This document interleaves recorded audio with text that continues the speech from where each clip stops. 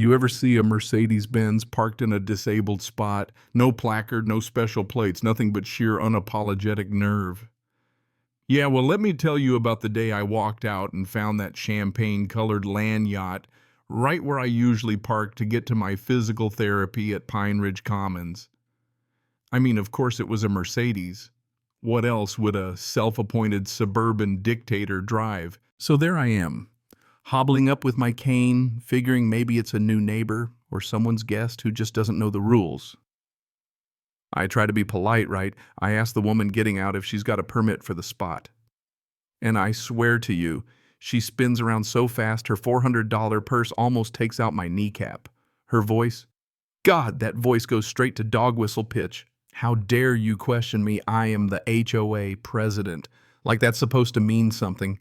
That my friends was my official introduction to Patricia Hawthorne, ruler of Pine Ridge Commons. And trust me, it would not be the last. My name's David Fletcher, and 3 years back I moved here after a job site accident left my left leg pretty much a souvenir. I've got a legitimate disabled parking placard, doctor, signed DMV, approved all that, so you can imagine. I never thought parking would turn into a gladiator match with a woman in 3-inch heels and a chip on her shoulder. See, Pine Ridge Commons looks peaceful. Brochures got the pool, tennis courts, friendly folks, walking dogs. What they don't mention is the HOA president from hell. Patricia started out as a real estate agent, neighbors said, but somewhere along the way she swapped out her smile for a sledgehammer and started ruling this place like a Game of Thrones villain. 7 years in office, and the woman collected HOA violations like they were Pokemon cards. She once fined sweet old Mrs. Dalton $200 because her garden gnome was half an inch too tall.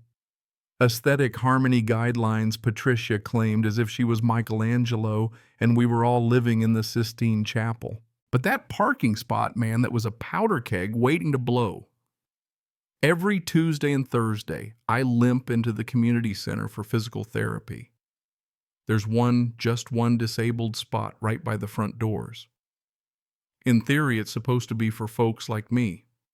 In practice, it was Patricia's unofficial throne reserved for whenever she decided to grace us with her presence, usually to terrorize the property manager or run those mandatory leadership workshops. Nobody wanted to go, but you risked a citation if you didn't show up. It wasn't just me either. Harold Brennan, Marine vet, lost his leg overseas, once had to park blocks away during a downpour because Patricia was inside getting her nails done by some mobile beautician. Margaret Chen, still walking with a cane after hip surgery, flat out missed a doctor's appointment because she couldn't handle the walk from the overflow lot.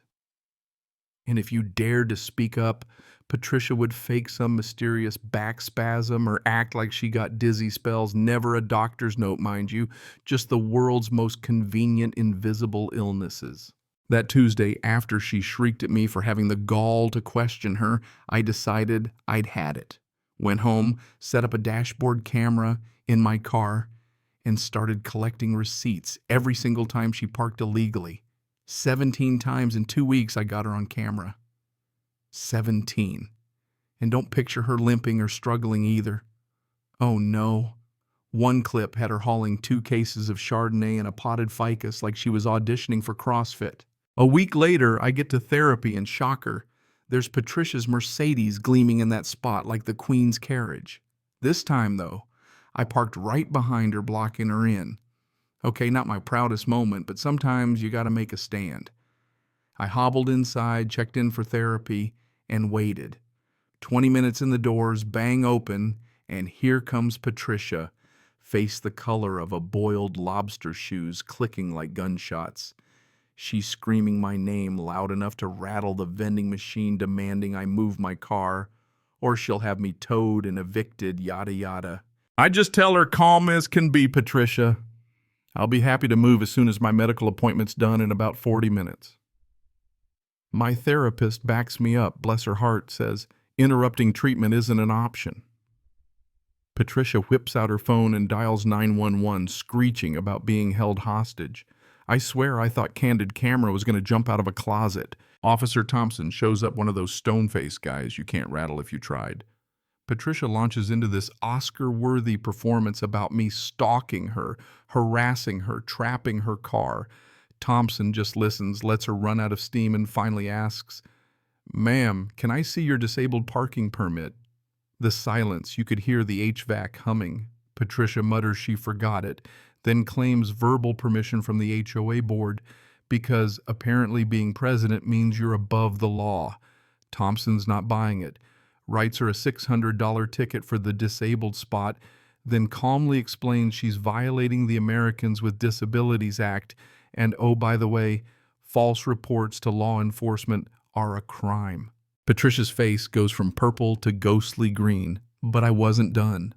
That night I pulled every clip from my dash cam, organized them into a neat little file, and emailed it to every homeowner, every HOA board member, and most importantly, the Fair Housing Administration and Department of Justice.